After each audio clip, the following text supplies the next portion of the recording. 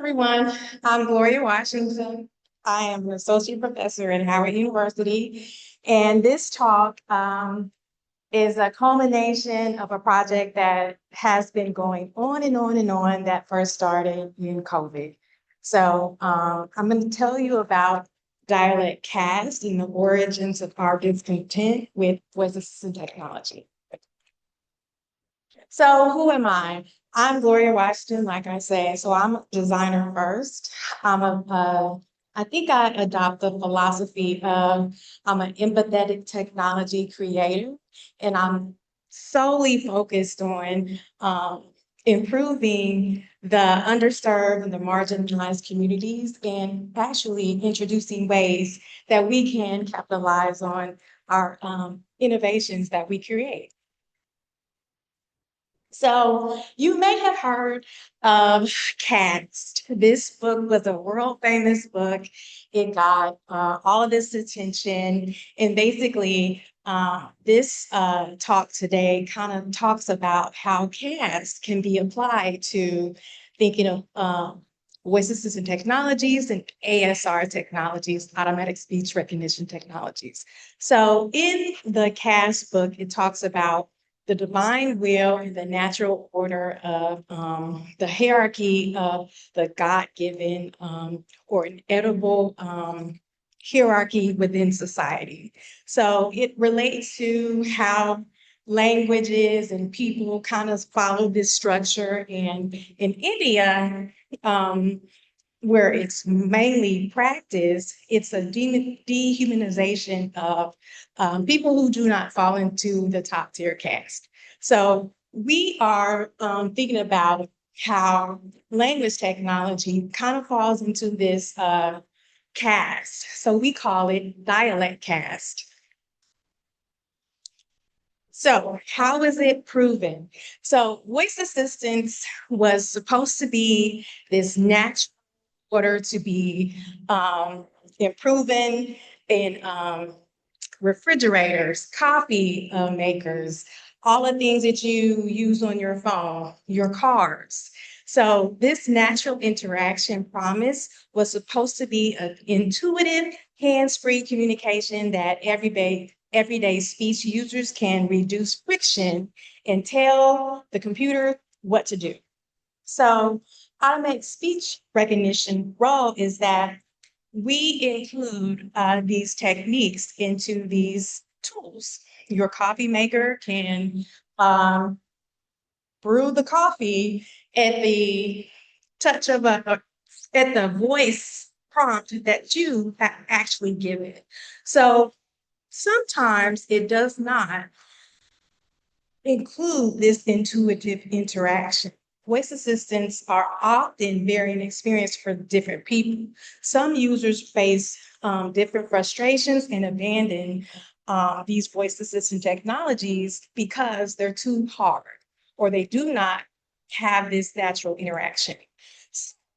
We're talking about today these design assumptions that affect access and the effort to shape the actual benefits of voice interaction technology.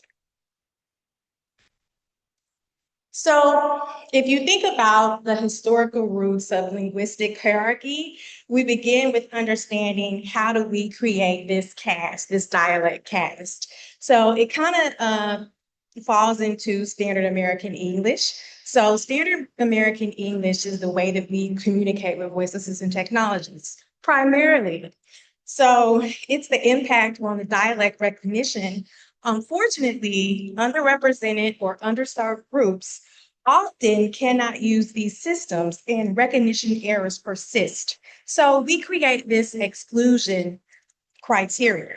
So there is the language technologies that we believe can be created to benefit our cultural ideologies and create a power structure that we believe encompasses everybody into this pluralistic voice assistant technology.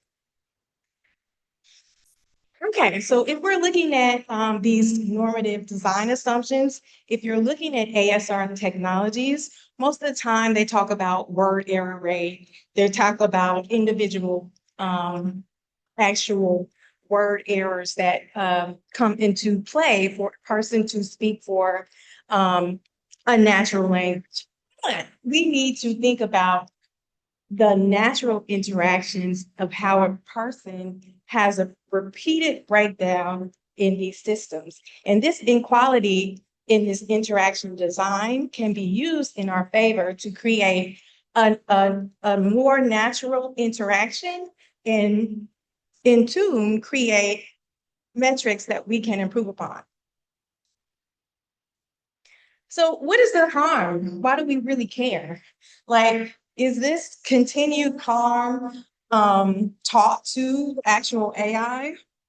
Yes. So there is a systematic language ranking that I said. Standard American English is the way that we talk to these tools. There is legitimacy that is constantly reiterated in the response to these interactions. So, rigid system design in voice assisted technology, we need to prepare these strategies to enforce other pluralistic languages. So in repairing these asymmetrical voice assistants, we need to think about user repetition, counting the number of times that a person gets loud with an actual technology, or counting the number of words that it does not recognize. And then we also need to think about how is it unevenly excluding the users, and then modify our metrics. So in doing this, we're thinking about the user burden that is put on the actual user. So this can be the cognitive stress for a person to constantly think about their words, to constantly code switch. So it can be the emotional toll. If you think about if we are creating systems that we can naturally interact with, and I had an undergraduate research project that we trying to create a voice assistant technology where we can teach programming. However, we had to stop because we couldn't use it naturally in our natural voice. So this emotional toll took a toll on the actual undergraduates because we couldn't even use it to do what we wanted to do. So it created imposter syndrome. It created people thinking that they can't even have a voice into creating these tools. So, and then also the behavioral effort that is included is constantly code switching and constantly modifying your voice.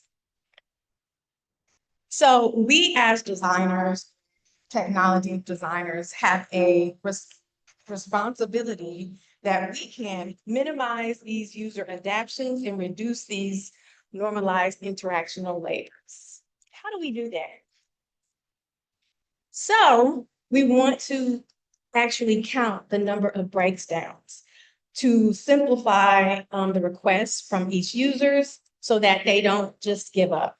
We want to match the system norms to the voice assistants so that marginalized users or underrepresented users failures are often excluded. So we want to count that. We want to talk with the people to understand abandonment and when abandonment actually occurs and they give up.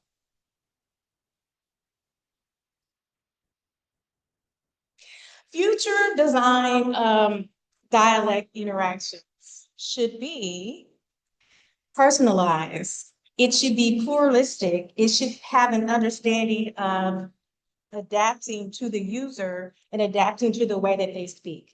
And so that we don't have to code switch. And that if I want to tell my coffee maker to make my coffee, I don't have to do it in a standard American way. So this takes me to African American English and why African American English is particularly bad for voice assisted technologies. What is African American English? So it's a structured way that is primarily spoken by Black people, is rooted in Southern culture, Most of the dialect traveled with the Great Migration. However, African American English has traveled into pop culture. And so we see that dialect caste is no longer. It should be flipped because if we're creating these pluralistic systems, why aren't we casting the dialect caste away?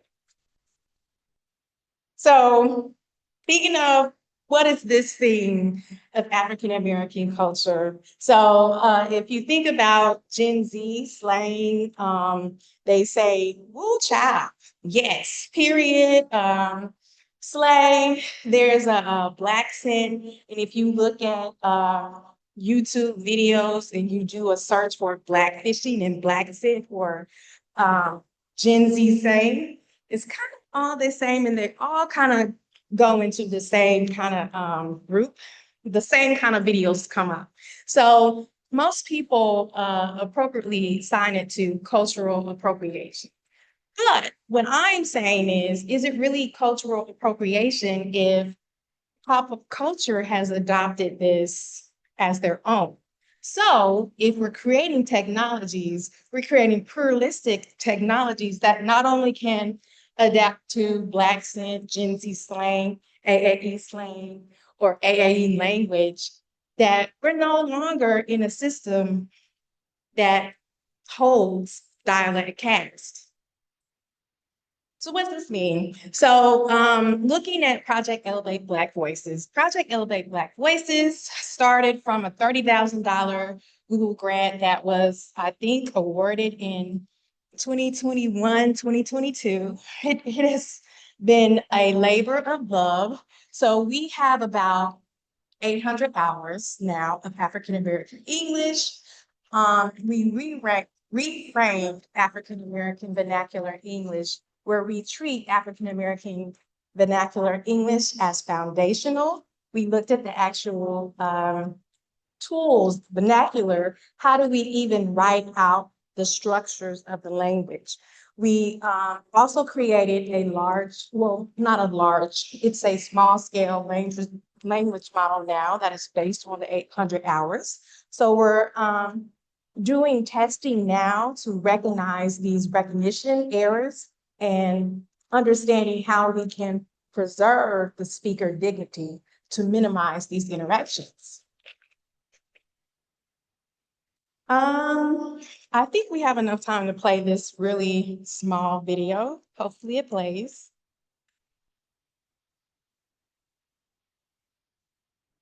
Okay. We can't hear it. Okay, I will send it out to all of you so you can hear it later. It's on YouTube right now. So it talks about the African American English Project. So what I'm talking to you about on this slide is a new model that we are not only created as a result of that Project Elevate Voices, we created a intellectual property model so that we can share it with the public. So we're amplifying, equipping, connecting, and sustaining the actual culture that provided our voices. So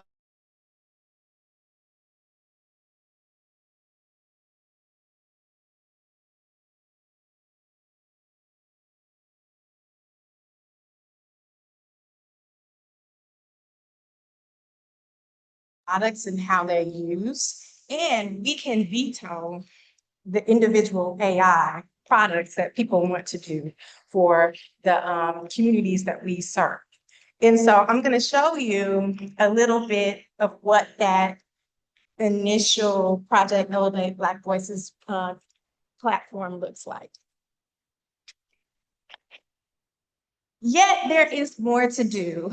So if we think about the previous speaker, there is a huge connection with Africa, and there is a huge connection with understanding how the connection with China's digital Silk Road in Africa. So if you look at the projects that are currently going on in innovation tech sectors across Africa, there are many projects as it relates sorry, as it relates to languages and voice assistant technologies are still being created and being put into these tools. So with that being said, we need to have a pluralistic model to understand how African American English may have impacted or have been impacted by African languages and vice versa. So Executive Order 14179 says that we need to have AI dominance. So with that being said, we need to understand how we can create technology that is pluralistic, uh, is designed for inclusivity, and breaks off this dialect caste. So if we're looking at future models that kind of capture what we're doing in this project, you can look at the Creative Commons license there's a Noodle license that is I think it just came out in 2026, how African languages and African persons or nations can share their actual data sets for the world. And then you can also, I guess, create models and share models with the open world. The only thing is that, unfortunately, for persons who are in the United States, you have to pay. So we're looking to adopt both of these models. So we would love to create an ASR model benchmark technology based on the um, um, DynaBench technology suite and the AimAhead.net technology suite. So what does that mean? So this is it's really in research now, so you can't just actually, access it. But it's an interactive data sheet. A data sheet is a way that you can describe a data set. You can test the model, you can upload data sets that are African American English related, and it's only accessible to HBCUs right now. And then if you look at this particular example, you can look at the actual data points. We did sentiment analysis around the actual data sets included in African American English data. And we marked the 6 phases of motion so that a person who is interested in doing ASR plus a sentiment as well, they can know about where the data came from, what did the person say, and then the sentiment analysis around it. And we have not only have a test model where a person can upload their exe file for their model, and we'll test it with our data set. And then you don't have to use our data set on your computer. So it puts us in the driver's seat. So, thank you. Okay, so why do we need this? Why is this important? In a nutshell, we're creating a new future for African American English called the African American English Data Consortium. This is a software and a data governance model that is not only housed by Howard University, the HBCU professors as well. So this is a research model right now, but you can get involved. So please reach out if you want to get involved. Thank you. Thanks. Thank you again. One question while our next speaker gets set up. Is there a question? We're Dr. Washington. Okay.